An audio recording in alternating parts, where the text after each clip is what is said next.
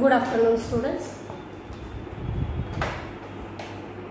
काही तांत्रिक अडचणीमुळे आपला जो क्लास आहे तो अर्ध्यापर्यंतच त्या ठिकाणी थांबला होता. म्हणून आपण मागचा एक मुद्दा आणि पुढचे मुद्दे जे आहेत तो आपण या तासिकेमध्ये घेऊया.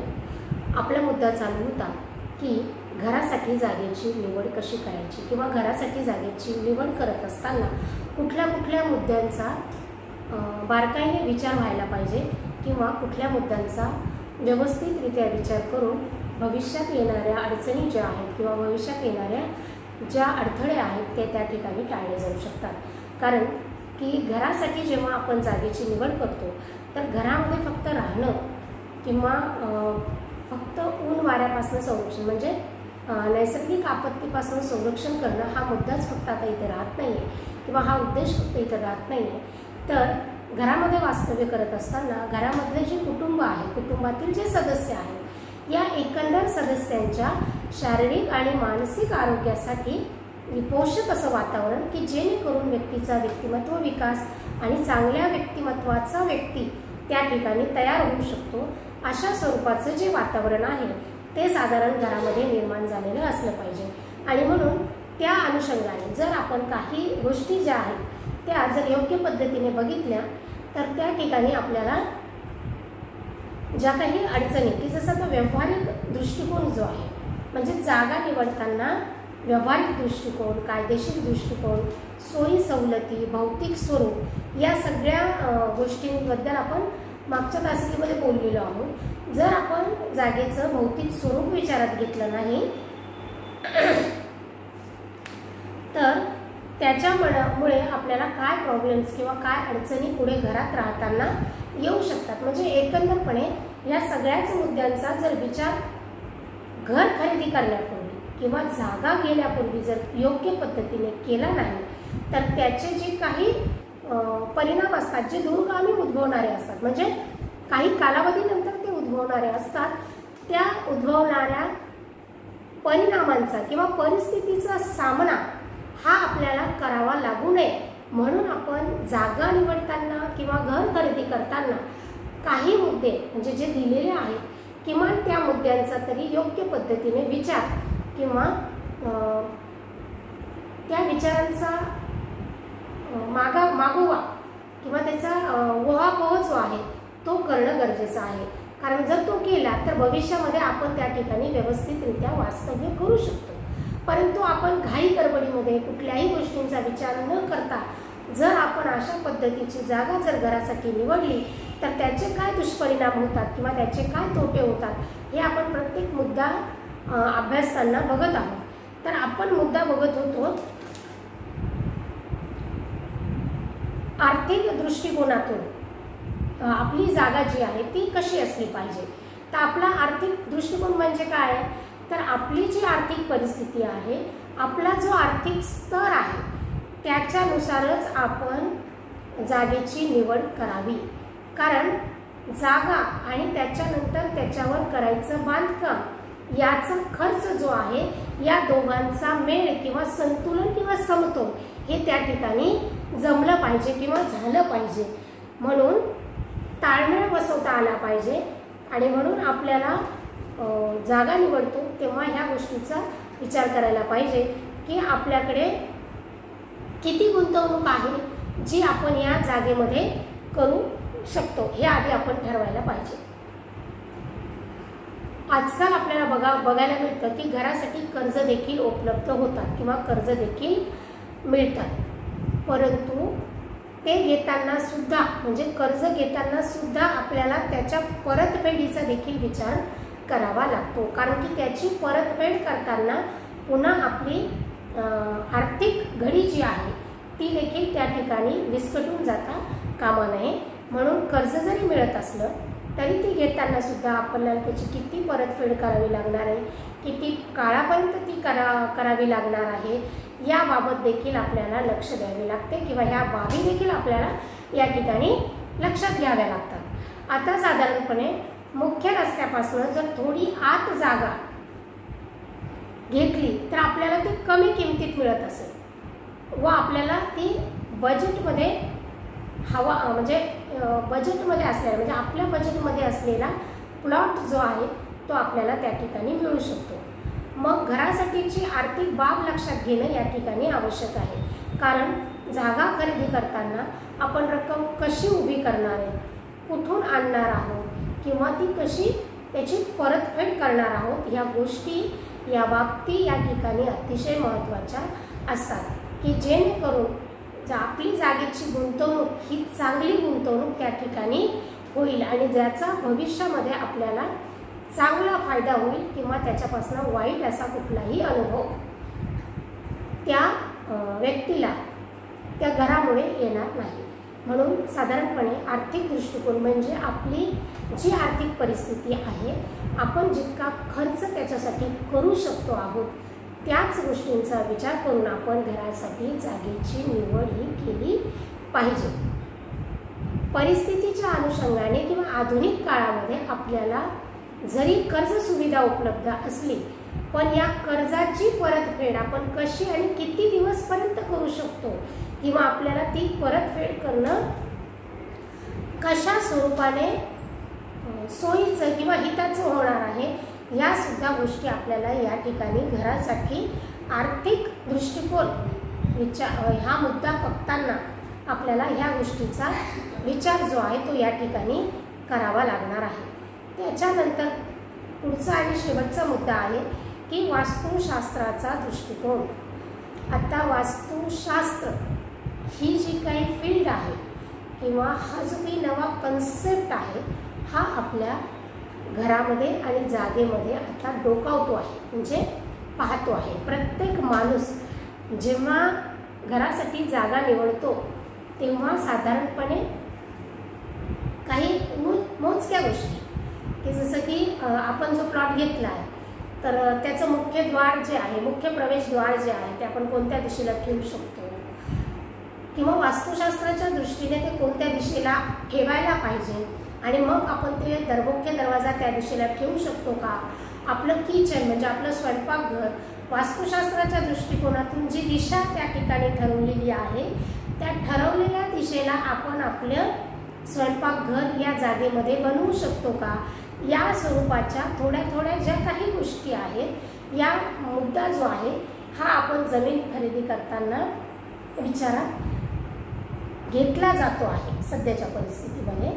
म्हणून आपल्या प्लॉटची दिशा, आपल्या प्लॉटच्या आजूबाजूला असलेले रस्ते, जमिनीचा उतार हा कोणत्या दिशेला आहे, जागा शुभ आहे की अशुभ आहे हे देखील वास्तुशास्त्रानुसार बघितलं जातं. साधारणपणे वास्तुशास्त्राच्या दृष्टिकोनातून खोल्यांची रचना, वॉशरूम आणि बाथरूम जे असतात ते, आणि दुसरी गोष्ट म्हणजे देवाचे देवघर आणि सांडपाण्याचं निष्कासन, याच्या ज्या काही दिशा वास्तुशास्त्रानुसार सांगितल्या जातात तर त्या पद्धतीने आपल्या घराची रचना जी आहे ती करावी असा हा एक दृष्टिकोन वास्तुशास्त्रानुसार सांगितला जातो. त्याप्रमाणे घराचे नकाशे तयार केले जातात किंवा त्याप्रमाणे घराची एक स्ट्रक्चरल मांडणी जी आहे ती त्या ठिकाणी केली जाते.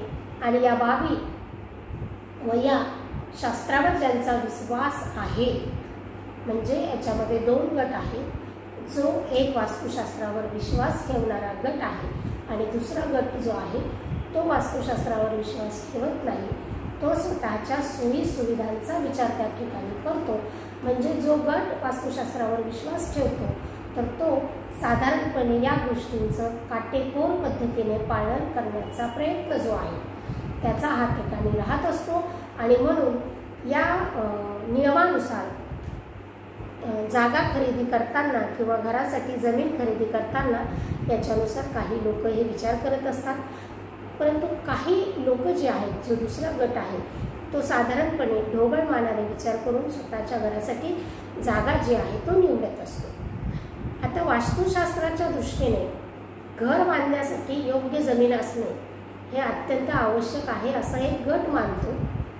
जमीन योग्य नसेल तर त्या ठिकाणी वास्तूचा दोष उत्पन्न होत असतो, म्हणजे वास्तू दोष उत्पन्न होत असतो असा समज लोकांमध्ये असल्यामुळे जमीन घेताना काही गोष्टी लक्षात घेऊन त्याचप्रमाणे ते घर बघितलं जातं किंवा बांधलं जातं ज्याच्यामुळे जीवन सुखी व्हावे। त्याच्यासाठी वास्तुशास्त्राच्या नियमानुसार जमीन किंवा घर खरेदी करण्याचा एक गट आपण सध्या समाजामध्ये बघत असतो।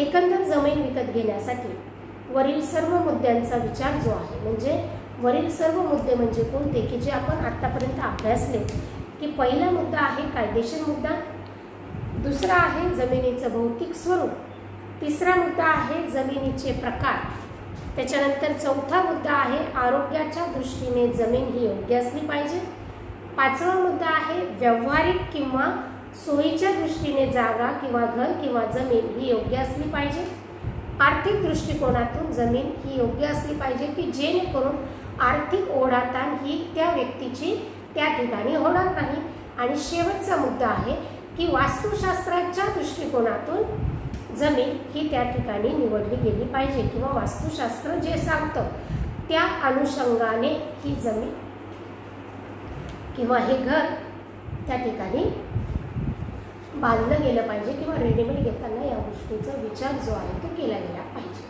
असं एकंदर घर खरेदी करताना किंवा घराची जागा खरेदी करताना किंवा निवडताना या काही मुद्द्यांचा किंवा ह्या बाबींचा चांगल्या दृष्टिकोनातून विचार करणं गरजेचं आहे की जेणेकरून आपल्याला ह्या आपल्या भविष्यासाठी मदत देणाऱ्या ह्या बाबी ठरू शकतात। त्याच्यानंतरचा मुद्दा येतो गृहयोजनेची तत्वे। आता गृहयोजनेची तत्वे म्हणजे काय, तर साधारणपर्यंत गृहयोजनेबद्दलचा जो दृष्टिकोन आहे तो आता बदलतो आहे।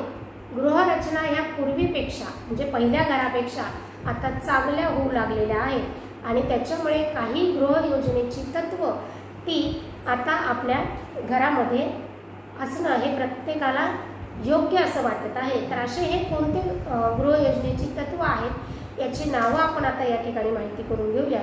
तर पहिलं तत्व आहे की घराचा दर्शनी भाग म्हणजेच त्याला घराचा दृष्टिकोन असं म्हटलं जातं। दुसरा मुद्दा आहे एकांतता म्हणजे प्रायव्हसी। तिसरा मुद्दा येतो खोल्याचे एकत्रीकरण म्हणजे ग्रुपिंग ऑफ रूम्स। त्याच्यानंतर चौथा मुद्दा येतो प्रशस्तपणा। पाचवा मुद्दा आहे परिभ्रमण। सहावा मुद्दा आहे लवचिकता। सातवा मुद्दा आहे प्रकाश व वायू विजन। आठवा मुद्दा आहे आर्थिक काटकसर आणि नववा मुद्दा आहे स्वच्छता। म्हणजे हे जे काही 9 तत्व आहेत ही गृहयोजनेची तत्व आहेत। म्हणजे जेव्हा आपण घराचं कन्स्ट्रक्शन करत असतो किंवा रेडीमेड घराची निवड आपण आपल्या कुटुंबाच्या निवाऱ्यासाठी म्हणजे घरासाठी किंवा गृहासाठी ही कन्सेप्ट जेव्हा आपण बघत असतो तेव्हा त्याच्यामध्ये ही 9 प्रकारची गृहतत्व जी आहेत ती त्याच्यामध्ये असायला पाहिजे की ज्याचा चांगला उपयोग म्हणजे चांगला परिणाम जो आहे तो आपल्या एकंदर घरात राहणाऱ्या कुटुंबाच्या सदस्यांवरती किंवा कुटुंबावरती योग्य पद्धतीने त्याचा परिणाम, म्हणूनच याला गृहयोजनेची तत्व असं म्हटलेलं आहे की जेणेकरून आपल्याला हे जे 9 मुद्दे आहेत हे आपल्याला त्या अनुषंगाने बघायचे आहेत किंवा त्या अनुषंगाने अभ्यासायचे आहेत की ज्याच्यामुळे आपल्या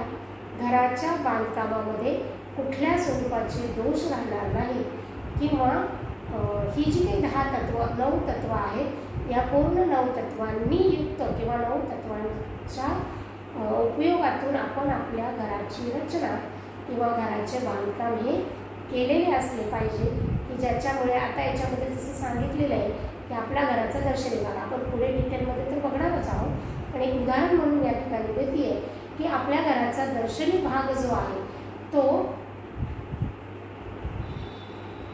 त्याची दिशा आणि त्याचं स्थान हे या ठिकाणी महत्त्वाचं मानलं जातं। आणि म्हणजे अशाच प्रकारचे काही विचार जे आहेत अशाच प्रकारचे काही नियम जे असतात या सगळ्या गोष्टींचा वापर किंवा या सर्व गोष्टींचा उपयोग जो आहे तो आपण आपल्या घराचे बांधकाम करताना किंवा आपण स्वतःसाठी घर निवडत असताना या गोष्टींचा उपयोग जो आहे तो आपल्याला होणार असतो।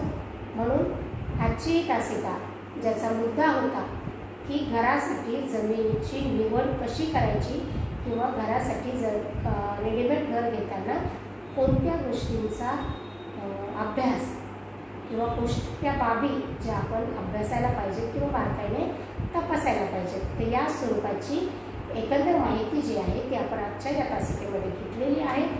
आजचा हा मुद्दा आपला या ठिकाणी संपत आहे.